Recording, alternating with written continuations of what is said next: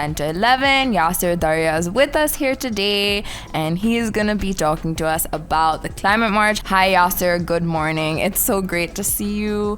Can you please introduce yourself? I already know you, but I'm sure the audience would like to hear some more. I'm Yasir. I'm a climate activist, and we invite everyone this Sunday to the climate march. Everyone's welcome. We are supporting nature, and we are supporters of measures that can be taken in this climate emergency. Yes, 100%. I actually met Yasir for the first time, or came to know of his work 4 years ago when he was organizing the 2019 Climate March with Climate Action Now. And a lot has changed in the last 4 years, has it not, Yasir? Yes, it has. Yeah. And I mean, I don't want to sound too privileged, but I think we had a small part in it. In making it visible. I wouldn't say small, I'd say big. I definitely think I'm here today because of the 2019 Climate March. So I think if people like me at such a young age can get into this, it has made a notable influence. And we're moving towards a solution-oriented approach. Fantastic. Yeah. Fantastic. And Yasir, can you tell us a little bit more about how you got into this line of work, or like any other projects that you're working on currently that are supporting the climate strike that's happening this Sunday? Yeah, it's a long journey, and I can say it goes back, like 20 years. 20 years. When I was graduating from university, Yeah. at that time we were hearing about this new field called environment, and it New wasn't well field. known. Yes, Yeah, that's yes. insane. And it was supposed to have lots of new jobs. Yeah. So started looking into that. And it turned out that there was I ran into these global South American people who were campaigning on the internet for the environment, global level. Yeah. And when I came back to Karachi, I mean, I just looked at the city, and I must have cried because at that time, in the 90s, like traffic signals latke hue hote the, there was no curbsides. It was I awful. wasn't there, but I'm sure you're right.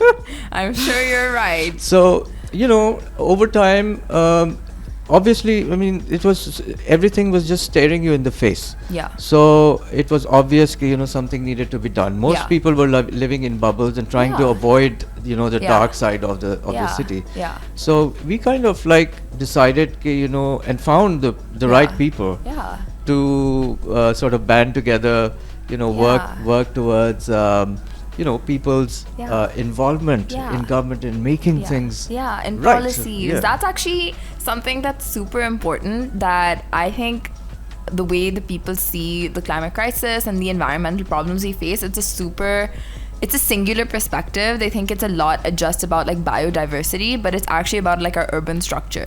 And I feel like Karachi is such a good example of that, because it's so urban, it's so diverse in its urban structure with the communities it has and the people, and it was an immigrant city, and it's a very naturally made, it's not a planned environment. So you can see that the problems it has are so linked to the climate crisis, and it's not just about just planting trees or looking at very specific solutions. It's about the entire structure as a whole. And I feel like you're addressing that because you're also addressing air quality, are you not? Absolutely. I think the old phrase, think global, act local, is connects the global warming and the global concerns of our destabilized atmosphere of the earth, right? Yeah. How do you connect that at your local level in your own city? 100%. So, do you want to talk to us a little bit more about this Sunday and how other people around Pakistan and in Karachi can get involved? Yeah. And what communities are you connecting with and representing, and so on and on? Yeah, so our biggest concern is that, there is an assault on nature in our country. Environment, if you ask any government person, they themselves say it's low priority. It's like something they think of when they have to fill out forms. Yeah. It's not part of their thinking, it's not part of their paradigm. Yeah. So the government needs to adopt the eco-friendly and people-friendly paradigm. Yeah. That's one, right? The EU adopted the Natural Biodiversity Act yesterday, which is like a major step for governments getting involved with biodiversity policies for the first time. And I think Pakistan is right there with it because we're so rich in the type of biodiversity we have. We have every type of topography in the world, and that's why it has to be maintained and preserved. We are an amazing country. 100%. We are down. We're down the Indus River. Yeah. And then, if you notice, on either side of the Indus River is desert. Yeah. So for us, Balochistan is on one side. Yeah. And the Indus Delta forest is on the other side, and beyond that is the desert. Yeah. And Insane. then the sea. Insane. And the delta is so unique. Unique. I've never had as much fun as I had running through the marshes in the delta. Yeah. I got bitten by every insect known to man, but I've never had such a good time. So coming back to this Sunday, before we move on to our next break, can you tell us a little bit more about how you would want people to get involved, maybe donations or like spreading the link, or what you would want like as someone who's organizing? So if you stand for nature, Yes. if you like nature, Yes. then you should be at Frere Hall, Yes. 3 o'clock on Sunday. Yes. Because we are trying to bring nature back into the city. Yeah. We are trying to bring nature back into city planning. Yes. We're trying to bring nature back into the government. Yes. We love to work with the government when the doors are open. 100%. And we will be talking to Yasir more about how we can get involved and how everyone in Pakistan can get involved with supporting their local movement. We are back with the Green Hour today. Today is our debut show with Yasir Darya on FM91. Happening every Friday from 10 to 11. Yasir is back, and we're going to be talking a little bit more about why it's important to get involved with the climate march and how it's important the whole year around. Yasir, can you tell us a little bit more about why like people should be coming to Fair Hall this Sunday maybe, and like how like the climate march is not just a march for one day, it's about an opportunity for the whole year. And that's kind of, it's been like that for me, and I know it can be like that for everyone. So can you tell us a little bit more? So in 2019, Yes. we conceptualized the climate march at Frere Hall as if the place was a camp of flood affectees. So we had tents in one corner. We tried to bring a boat, but nobody could give us a boat. I often ask Navy people, how many boats do you have? So we were saying at the time that climate calamity is about to hit. And then September last year, we got the big one. We got the big one. We'd had the previous floods, 2010 and so on. But now it became very real. Yeah. And 30 million people getting affected is not a small number. It's not a small number. And if you look at who these people are, so I mean that raises issues of climate justice. It's the poor, it's the people. It's a structural problem. It's a structural problem because the government only caters more, let's say, to the urban centers, cities, not as much as like. Yeah, and in terms of people, it caters to itself. Yes. It doesn't cater. It fails to cater to ordinary people. Yeah. And it kind of responds, but in fact, it should be making plans in the first place. 100%.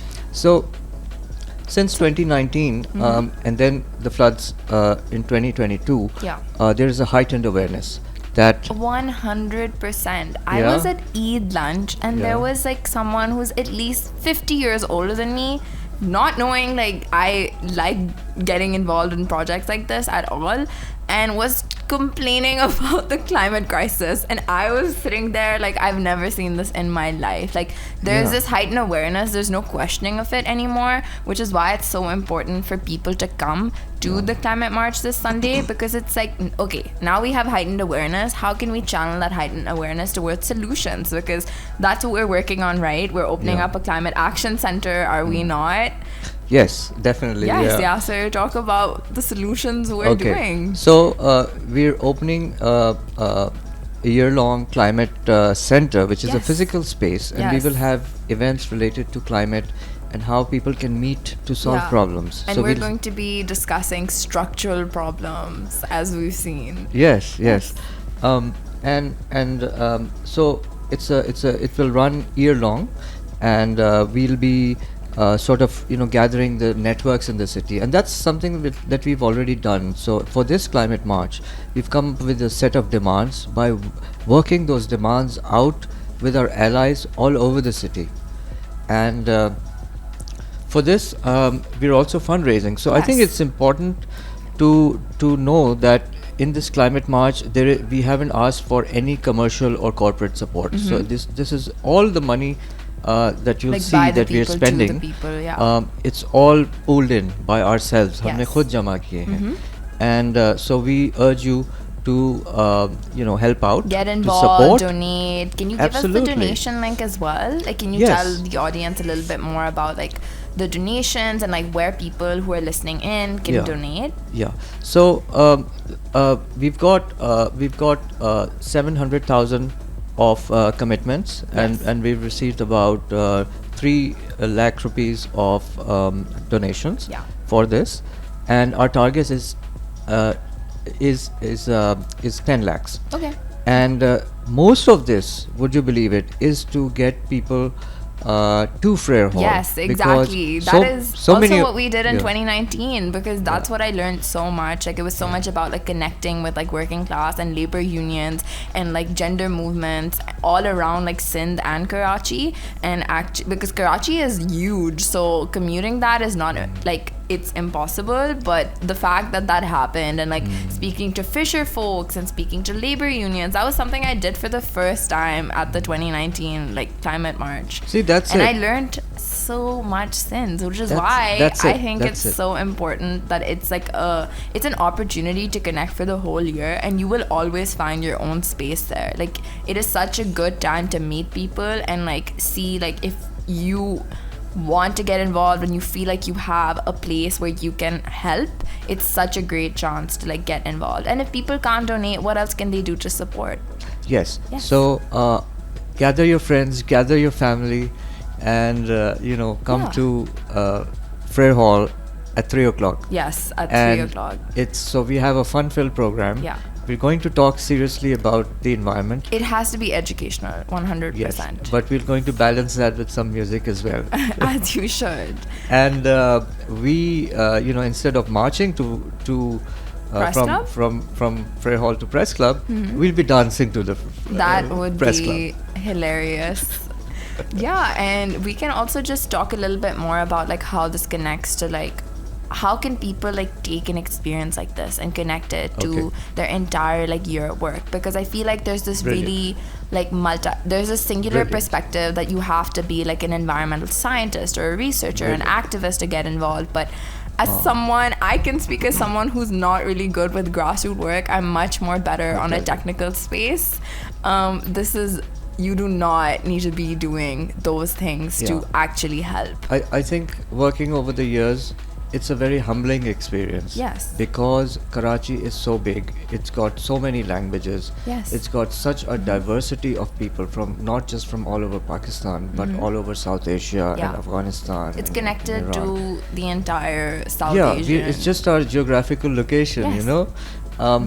And so when you meet these people and learn that they're thinking the same thing you're thinking, and you start to sympathize and exchange ideas. They learn about you and you learn about them.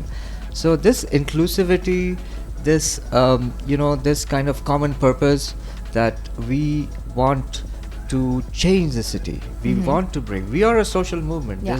There's no question about No it. We're a question. climate movement, and that should not that's a huge Yeah. gain that we have. 100%. Green Hour, it is our last talking points, the last 10 minutes of the show. Yasir is back with us. And Yasir, I just want to ask you, what do you think it's important for people to learn about the climate march? Like, what are the demands? Because the demands we've created are super solution oriented and policy based, and they're addressing the policies that Pakistan and Karachi need. So maybe you can tell us a little bit more about like some of the key demands. Yeah.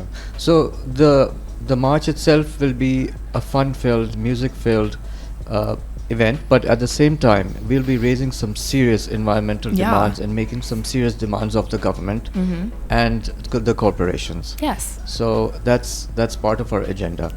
So I think, and the demands that we've come up with is through talking to lots of groups Policy across experts, Karachi researchers. and other districts of Sindh and Balochistan. Yeah. And policy, but when you involve people, because the government tends to keep people out, so we want to get people into policy making.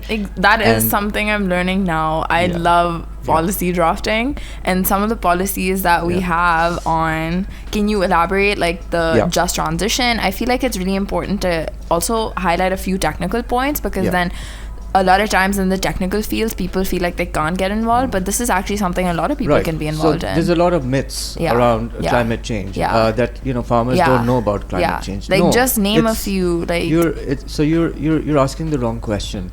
Farmers know about climate change firsthand because they know how the wind is changing. How That the is something temperature I is heard changing, 4 years ago, how, by the way. So there's a lot of myths around Yeah. that. So our first demand is that we have to give up fossil fuels, and for that we are saying that new coal plants should not go up, which are going up now, and they're making plans for them now. Yes. Both in Thar and in Port Qasim. Port Qasim is right next to Karachi, and there is a new coal plant MOU that's been signed, and it's made people sick all around, right Yeah. behind them in Malir Yeah. and so and on. we're addressing air quality as a whole. Yes. Yeah. Yes. So Like, that's people our are part. getting sick. Yeah. So we have to move away from dirty coal and dirty fossil fuels to clean energy and renewables. Which is another demand. So I say basically it's renewable heaven versus coal hell. Yeah. So that's number one. Yeah. And the way we do it is do it slowly in a transition. So it's a phase out. It's called a that we just call it. transition. And it has to be a just transition. Yes. So that you suddenly people don't become jobless. Yes. So you have to transition them Yeah. into to other green jobs. So jobs. that's a just energy transition. Yes, That's number one. Yes, that's another demand that we have with the climate march. Yes. Yes. Yeah. And then the second one, a big one for Karachi, is the Malir Expressway. Now the Malir Expressway is what we call an elite project. It's being pushed by people who have power, and not one person on the ground in its 40-kilometer length has been asked if it would benefit them. So the people of Malir are being displaced. Yeah. Their homes have been broken.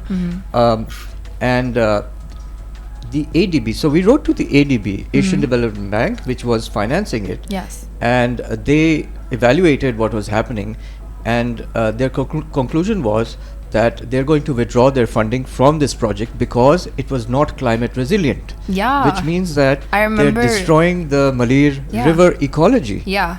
This is the historical Malir of Bhitai, Yeah. and it's being destroyed right before our eyes. Yeah. So this is our second demand. It also to has a abandon. lot to do with like water resourcing for Karachi, because we get our water also from like the Malir River, and like diverting that and damaging that, it's like not only about like biodiversity preservation, it's also about like water sourcing. Yes. So we're water scarce. Malir River is a relatively seasonal river. So in one season it goes nearly dry. So it's a small stream, but both the Malir River and the Lyari River are being used as sewage lines. So all of the sewage, imagine Karachi, the city size of Karachi, and Yeah. that sewage we're just leaving it into our natural water bodies, the rivers. So we have to clean up these rivers. The Karachi Water and Sewerage Board has no plans of doing that. So we want them to So clean up the that's rivers also first. one And of the demands. it's making people sick because making chemicals people are sick. going into it. Microplastics, everything. Yeah. Yeah, so that's another demand that they are addressing this Sunday at 3 p.m. at Fair Hall, and this is connected to projects that are happening the whole year round, and that's also why we want to call for donations or people to get involved. Yasir, can you share the donation link or where people can donate? Sure. So they can go to the FM91 Insta and find the account number there. Okay, great. And they can donate. And Okay. please donate. We have to get people to the venue. Yes. And these are people who can't afford transport, and they're all our friends who are labor in the unions, same- workers' rights. This is yes. all really important into addressing structural problems in Pakistan, not just on one day, but the whole year round. Yeah. Are there any closing notes that you'd have for the audience to listen to, or like some key takeaways from like you being here today? So when the government hears people speaking, now this happens at a distance, and they have some internal problems that they can't do certain things. But when they hear that there are calls, there is opinion society wide for certain kinds of changes, and the ones we're calling for is that the government should go green, should become eco-friendly, should drop fossil fuels, should be people-friendly. These are the main demands. And when we say that, it has an effect on government. We've seen that before also. Yeah. And now when we come together at the climate march, it's going to show what kind of support these things have. I And feel we- like a we're going lot's to- changed in the last 4 years. I feel like it's not just about awareness anymore. It's really about taking a solution-oriented approach on national levels, local levels, international levels, which I will be talking about more on this show next week and the week after. And I feel like these are some of Thank the you key so much. We've takeaways. been pushing for that. Yeah, for this, I've been pushing for this too. But Yasir, thank So you. let's all keep together. We're all together. Yes. We have to change. I actually Karachi. work with Yasir, so I know Yasir from before, but this is also how I met him, and we are opening up a climate action center. I am on the board with him. He invited me to be on the board as an advisor. And I'm only 20, so I feel like a lot of people can do a lot if they just want to. Absolutely. So thank you so much for coming on Thank you. our show today. I will be leaving everyone with you guys next week on the Green Hour from 10 to 11.